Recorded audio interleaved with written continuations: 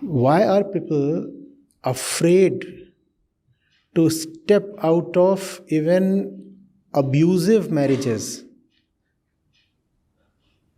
The reason is exactly the same as for those who feel compelled to get into marriages.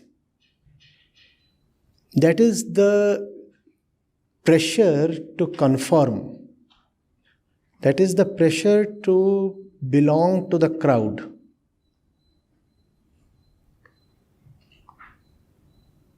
The fear to not to be labeled abnormal.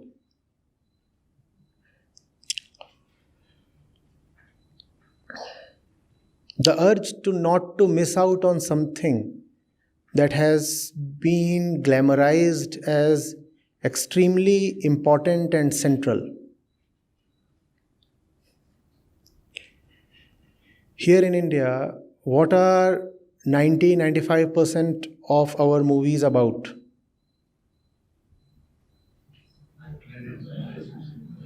Man and woman getting together, right? In some way or the other. Right? So that's what it is. Obviously, there is the biological urge embedded in the body itself. But much more than that, it is the social norm that first of all pushes us into this institution of marriage and then compels us to stay there even if that institution is sapping the very life out of us. See, don't we wear what Bollywood does or Tollywood or whatever, depending on your taste? We are in the South right now, so. We speak the way they do. We even raise our kids the way they teach us to do. They tell us how to handle our maternity. They tell us how to be good parents. They are our teachers, mentors, guides, philosophers, de facto gods.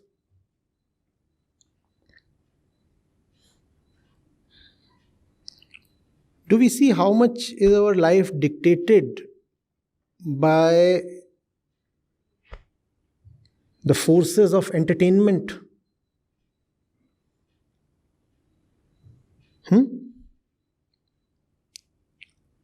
We spend such a lot of time on avenues of entertainment that we are bound to fully absorb the values they are giving us.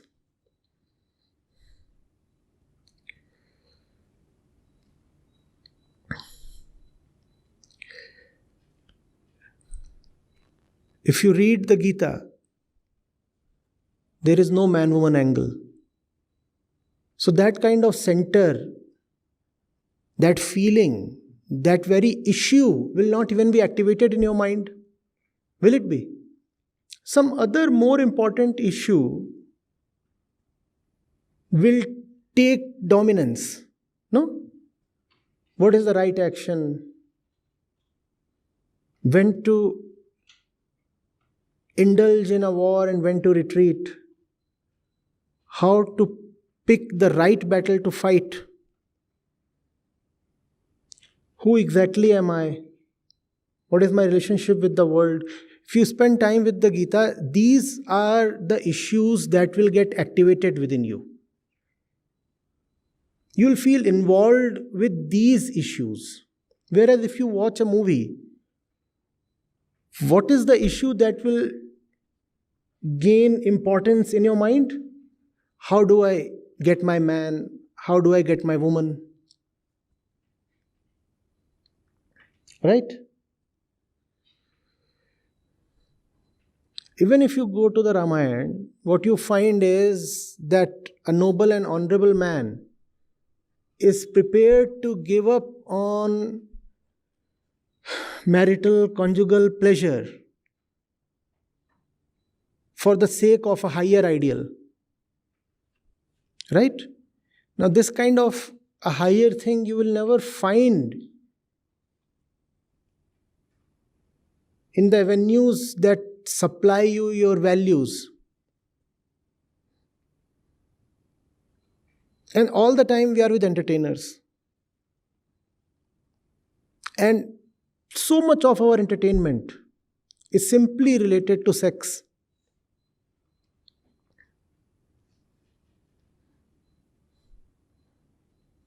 If you think of 10 jokes that make you laugh, 7 or 8 or 9 would be sex related, right? Directly or indirectly.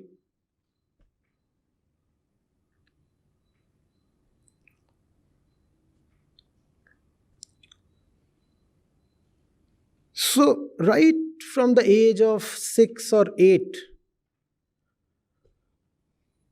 we become deeply indoctrinated. Please understand this. We are forcefully made to believe that the purpose of life is to chase a man or a woman.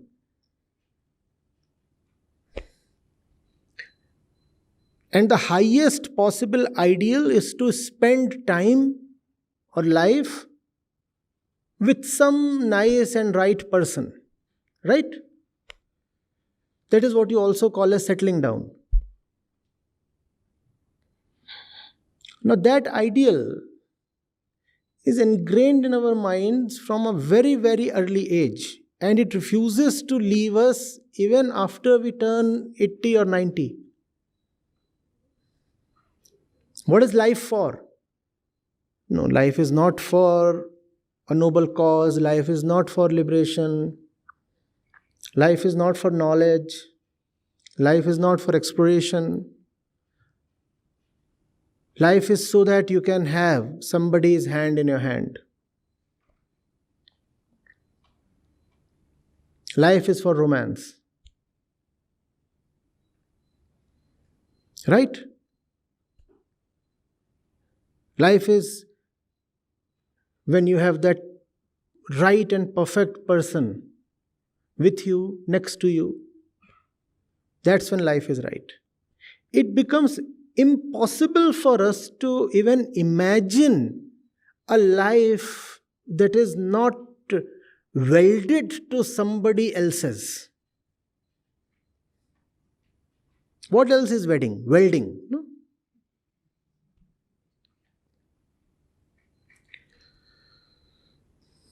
That's why so much fire is there.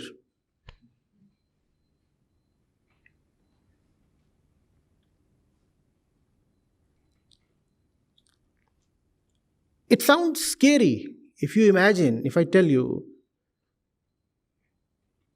you have to spend your life without being hitched to some person of the other gender.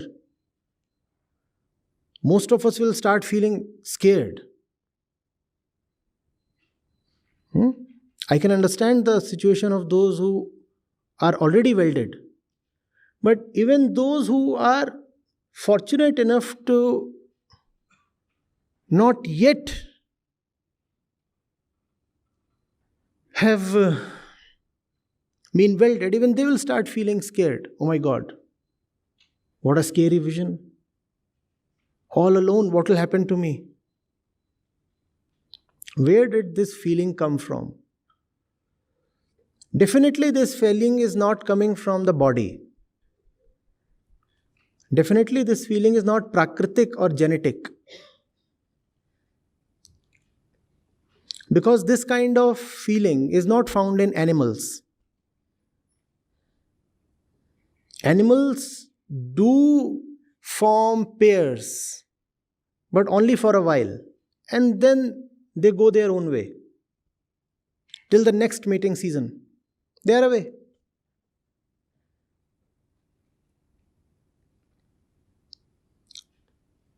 This kind of a welded relationship, this concept does not exist in Prakriti. So surely it is coming from the society, not biology. And from where in society is it coming? It is coming from our avenues of entertainment. Right? Songs. You go to YouTube, which is the most watched YouTube channel across the world. And what do you watch there? Songs. And what are those songs necessarily about? Man and woman, man and woman, man and woman, man and woman. The entire world is watching that. That particular channel is in Hindi. But even otherwise, east or west, that's what we are constantly crooning. Where is my man? Where is my woman? Where is my man? Where is my woman?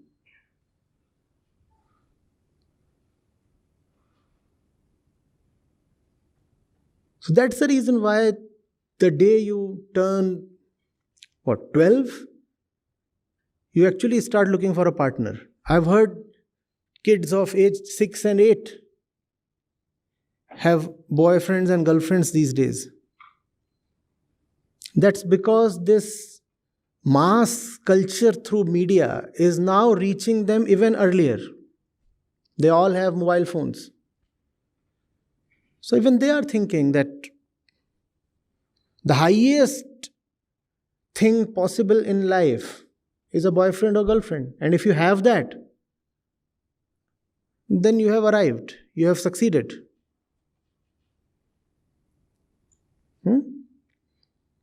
With that kind of ideal,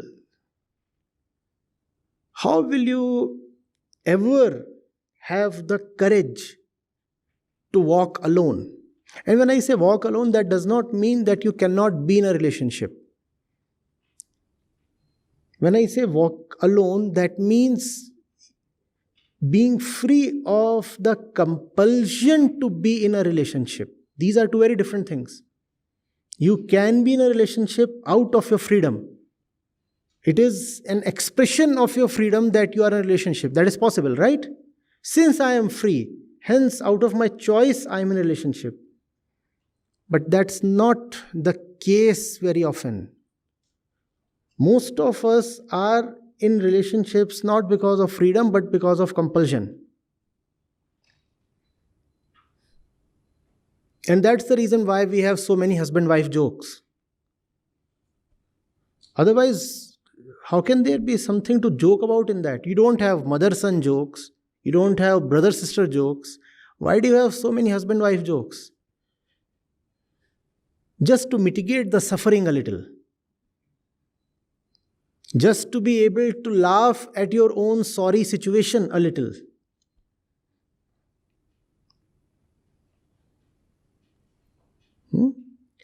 Isn't the mother-son bond an important one?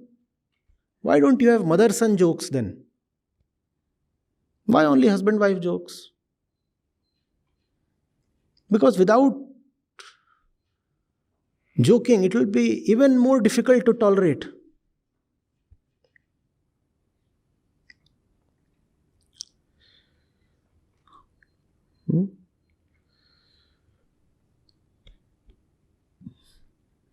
This institution has ruined so many people and continues to do that on a daily basis, especially women.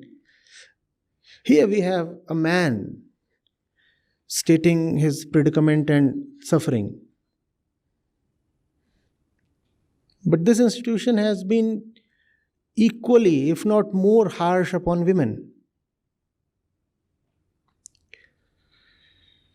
Because they are even more scared to step out. Now, how is it possible for a simple, normal, average, powerless lady like me to survive all alone in this big, bad, bullying world? So she'll tolerate all kinds of nonsense and abuse and violence, but will stay put. And she'll say, oh, I'm doing it for the integrity of the family and welfare of the kids.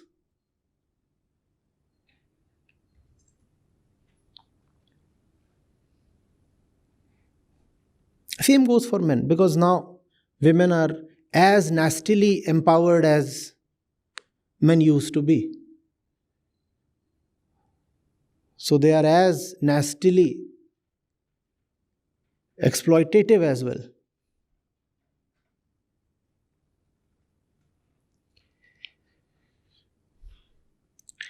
Kindly get into your own mind and ask yourself, who has taught you to put up with daily abuse and humiliation? Who declared that to be your destiny? Who is that script writer?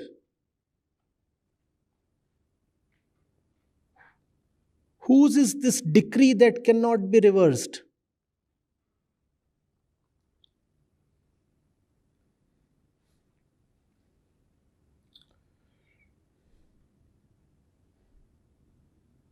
Why must you act as if you are helpless and powerless?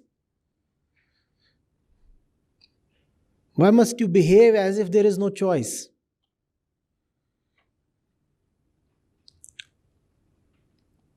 I do not know what you must do. You have been with me only since a week. I do not know the intricacies of your situation. But I can talk of a general principle. Nothing in life is irreversible, please. The only thing that you should never compromise on, never negotiate on, is the central purpose of life, and that is liberation.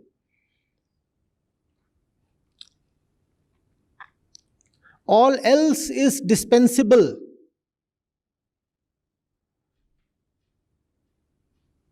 Nothing is cast in stone. You are free to be, you are free to not to be.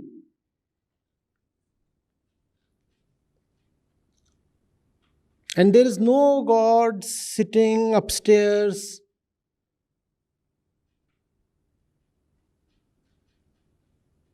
to declare a mandate.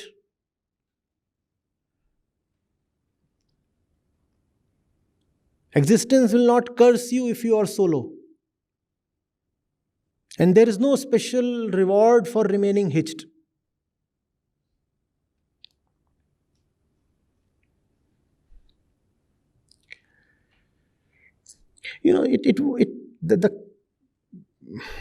The curse that we experience in our daily life acts both ways. One, we feel compelled to stay in rotten relationships. Second, we feel constrained from entering the right relationships. Both. And I'm not necessarily talking of, giving up on one woman and being with another one. No. The right relationship might as well with traveling.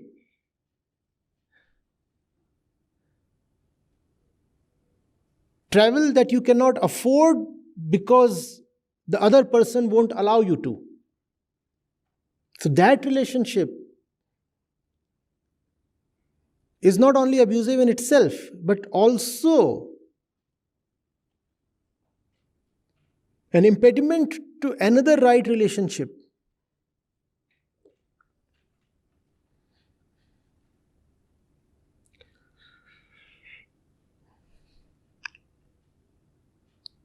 That's the reason why wisdom literature right at young age is so important.